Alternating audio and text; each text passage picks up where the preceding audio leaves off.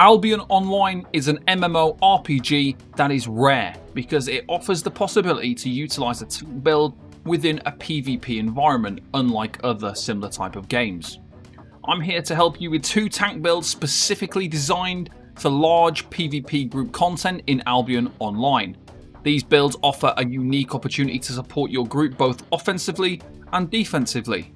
Let's delve into the details of each build, including the equipment, abilities, and the strategies involved. But first, a sponsor.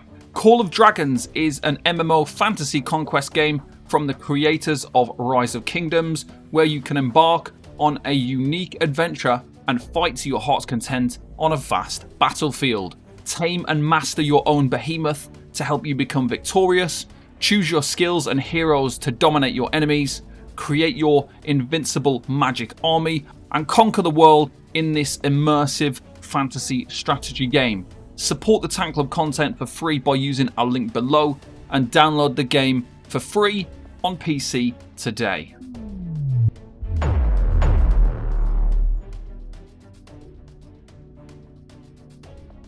If we start off with our defensive setup, for our weapon we're using Oath Keepers, and by using this it gives us access to Sacred Ground, and this is to silence and slow all enemies by 20%. We're also able to use Rune Guard to provide 5 allies with increased damage resistance and make them immune to forced movement effects and stuns. And then we also have Blessed Aurora, which buffs 20 allies with increased move speed, but it also applies a shield that absorbs damage and heals you and allies when you perform normal attacks. Next we've got the Knight Helmet, and we use Displacement Immunity. This allows us to provide 10 allies with more immunity to forced movement effects again. Next we go with the Dusk Weaver Armor, and this is so we can get access to Mythical Web to slow down all enemies and purge their movement speed buffs. Next we have Cultist Sandals, and it's another thing that's going to affect the enemy, so we place that Rotten Ground. It leaves a trail on the ground, decreases enemy resistances and healing received, and it buffs our movement speed. So by using this gear setup so far, we've got a lot of group benefits and we've got some enemy debuffs. This is going to be really helpful in these large group situations to help your group to perform more damage and to evade attacks from the enemy. With this, we use the Martlock Cape. We don't want to die, so the Shield of Protection passive is going to reduce the damage that we're taking if we are really low on health, so that's really helpful.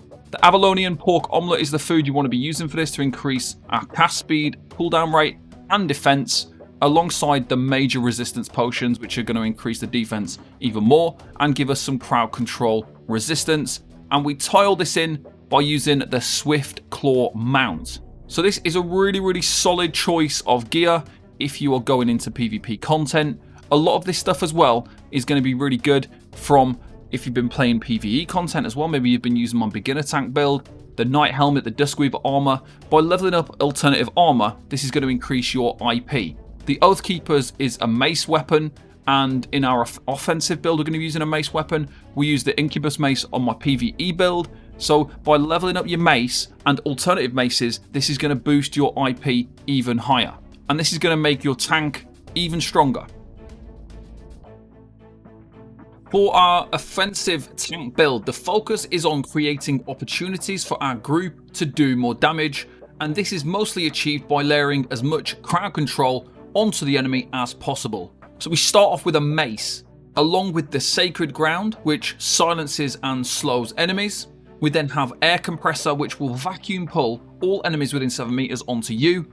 And then finally we've got Deep Leap. So when going into a fight, you'll Deep Leap in, and that will AoE stun and slow enemies, and you'll also be immune to CCs, debuffs and damage. Then you use Air Compressor, which vacuum pulls and stacks everything up into one place, and then you Sacred Ground them to slow and silence them once again.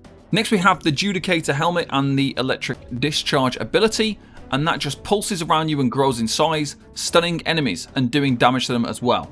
We then combine that with Judicator Armor and the Force Shield, which gives up to 10 allies increased damage resistance and healing received, which becomes really useful either when the enemies are pushing back or when you've jumped into a large group.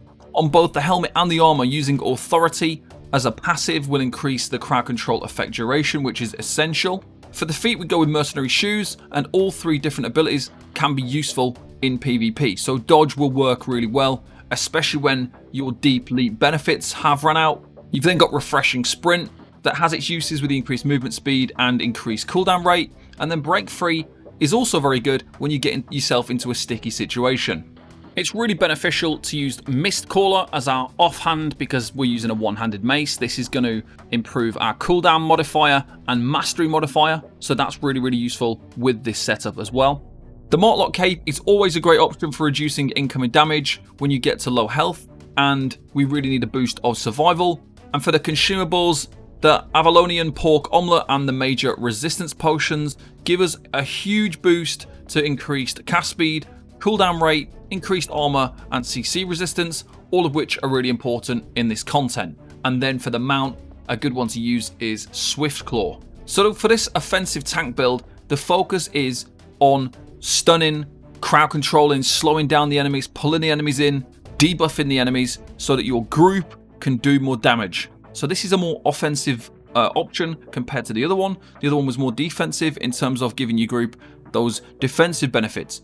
But in PvP content, it's really important that you time your abilities, you listen to your group leader's callouts, because you'll be expected to use your abilities at specific moments and on specific targets or specific groups of enemies, and tanking is very different in PvP for that reason compared to PvE content. If you've got any questions about tanking in Albion Online, let me know in the comments below, or you can join the Tank Club Discord. A big thank you to all of our Patreon subscribers. Your support is absolutely essential for keeping the Tank Club alive. If you'd like to see some more written content, you can check out my website, thetankclub.com, where we have a variety of tank content for Albion Online. Thank you very much for watching, and I'll see you next time. Bye-bye for now.